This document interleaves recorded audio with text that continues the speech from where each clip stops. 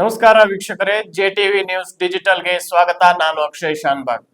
ವಿಜಯಪುರ ಜಿಲ್ಲೆಯ ಐತಿಹಾಸಿಕ ದರ್ಬಾರ್ ಮೈದಾನದಲ್ಲಿ ಕ್ರಾಂತಿವೀರ ಸಂಗೊಳ್ಳಿ ರಾಯಣ್ಣ ಉತ್ಸವ ಸಮಿತಿ ವತಿಯಿಂದ ಆಯೋಜಿಸಲಾಗಿದ್ದ ಭವ್ಯ ರಾಯಣ್ಣ ಜಾತ್ರೆ ಸಮಾರಂಭವು ಅದ್ಧೂರಿಯಾಗಿ ನೆರವೇರಿತು. ವಿಜಯಪುರ ನಗರದ ಪ್ರಸಿದ್ಧ ಶ್ರೀ ಸಿದ್ದೇಶ್ವರ ದೇವಸ್ಥಾನದಿಂದ ಆರಂಭಗೊಂಡು ಗಾಂಧಿ ವೃತ್ತ, ಅಂಬೇಡ್ಕರ್ ವೃತ್ತ ಹಾಗೂ ಕನಕದಾಸರ ವೃತ್ತದ ಮಾರ್ಗವಾಗಿ ದರ್ಬಾರ್ ಮೈದಾನದವರೆಗೆ ನಡೆದ ಬೃಹತ್ ಮೆರವಣಿಗೆಯಲ್ಲಿ ಅಪಾರ ಸಂಖ್ಯೆಯ ದೇಶಪ್ರೇಮಿಗಳು ಮತ್ತು ಅಭಿಮಾನಿಗಳು ಪಾಲ್ಗೊಂಡಿದ್ದರು. ಅಮರವೀರ ಕ್ರಾಂತಿವೀರ ಸಂಗೊಳ್ಳಿ ರಾಯಣ್ಣ ಅವರ ತ್ಯಾಗ, ಬಲಿದಾನ ಮತ್ತು ಸ್ವಾಭಿಮಾನದ ಸಂದೇಶವನ್ನು ಮುಂದಿನ ಪೀಳಿಗೆಗೆ ಸಾರುವ ಉದ್ದೇಶದಿಂದ ಆಯೋಜಿಸಲಾಗಿದ್ದ ಈ ಉತ್ಸವ ಅತ್ಯಂತ ಯಶಸ್ವಿಯಾಗಿ ಮತ್ತು ವೈಭವದಿಂದ ನೆರವೇರಿತು.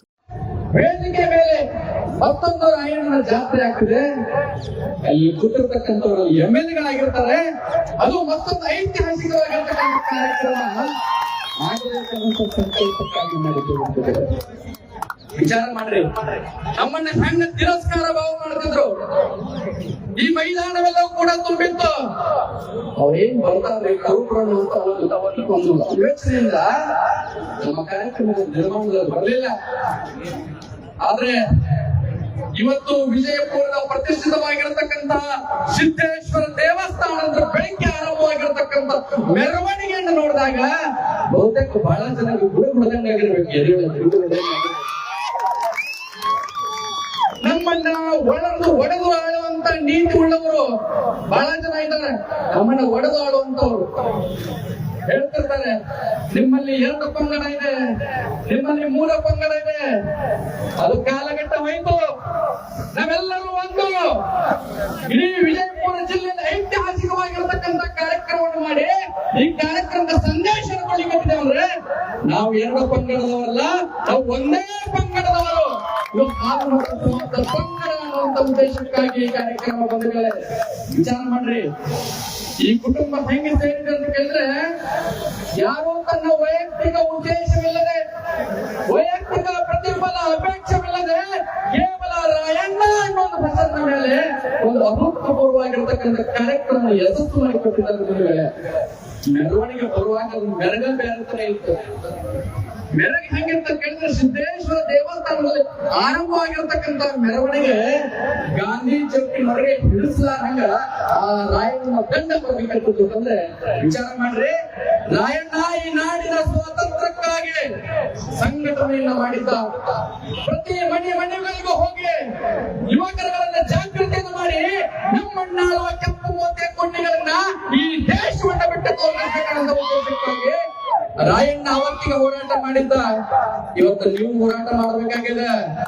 ಮನೆಗೊಬ್ಬ ರಾಯಣ್ಣ ಮುನ್ನುಗ್ಗಿ ಬಂದು ನಮ್ಮನ್ನ ಆಳುವ, ನಮ್ಮನ್ನ ತುಳಿಯುವ ಅಭ್ಯರ್ಥಿಯನ್ನು ಇನ್ನೇನು ಘೋಷಣೆ ಮಾಡಬೇಕಿತ್ತು.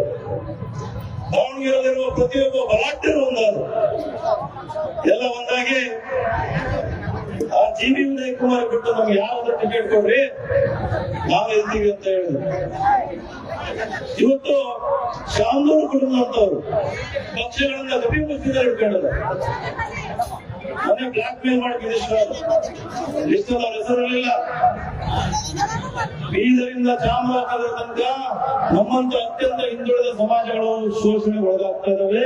ಕೇವಲ ಮತ ಬ್ಯಾಂಕ್ಗಳಾಗಿದ್ದಾವೆ. ಈ ಚೌದತ್ತ ಭಾಷಣ ಕೇಳಿದ್ರೆ ವಿಜಯನಗರ ಸಾಮ್ರಾಜ್ಯ ಬಿಟ್ಟಿದ್ದೀವಿ, ಅಹಲ್ಯಬಾಯಿ ಹೋಳ್ಕರ್ ಮೌರ್ಯ ಸಾಮ್ರಾಜ್ಯ ಬಿಟ್ಟಿದ್ದೀವಿ, ಇಷ್ಟೊಂದೆಲ್ಲ ಮಾಡಿದ್ರು. ಯಾಕೆ ಇವತ್ತು ಗುಲಾಮರಿಗೆ ಬದುಕ್ತಾ ಇದ್ದೀವಿ. ಅದರಿಂದ ಹೊರಗೆ ಬರಬೇಕು ಅಂತ ಉದ್ದೇಶದಿಂದ ಇವತ್ತು ವಿಜಯಪುರದಲ್ಲಿ ಐತಿಹಾಸಿಕ ಕಾರ್ಯಕ್ರಮ ಮಾಡಿದ್ದಾರೆ. ವೇದಿಕೆ ಮೇಲಿರುವ 11 ಲೀಡರ್ಸ್ಗೆ ಎಲ್ಲ ಅವಕಾಶ ಕೊಟ್ಟರೆ ಮುಂದಿನ ದಿನ ಅವರೆಲ್ಲ ಮಂತ್ರಿಗಳಾಗಿ, ಮುಖ್ಯಮಂತ್ರಿಗಳಾಗಿ ಉನ್ನತ ಸ್ಥಾನಕ್ಕೆ ಹೋಗುವಂತ ಎಲ್ಲಾ ಸಾಮರ್ಥ್ಯ, ಎಲ್ಲಾ ಪ್ರತಿಭೆ ನಮ್ಮಲ್ಲಿದೆ. ನಿಮ್ಮೂರಲ್ಲಿ ನೀವು ಒಗ್ಗಟ್ಟಾಗ್ಬೇಕು. ನನಗೆ ಕಾಂಗ್ರೆಸ್ ಬೇಡ, ಬಿಜೆಪಿ ಬೇಡ ಅಂತಂದು ಹೊನ್ನಾಳಿನಲ್ಲಿ ಯಾರು ಅಂದು ಬೇಡ ಅಂತಂದು ಪಕ್ಷೇತರ ಅಭ್ಯರ್ಥಿಯಾಗಿ ಹೋರಾಟ ಮಾಡ್ತಾ ಇದ್ದೀನಿ. ಹೊನ್ನಾಳಿ ಕ್ಷೇತ್ರದಲ್ಲಿ ಹೇಳ್ತೇನೆ, ಯಾವ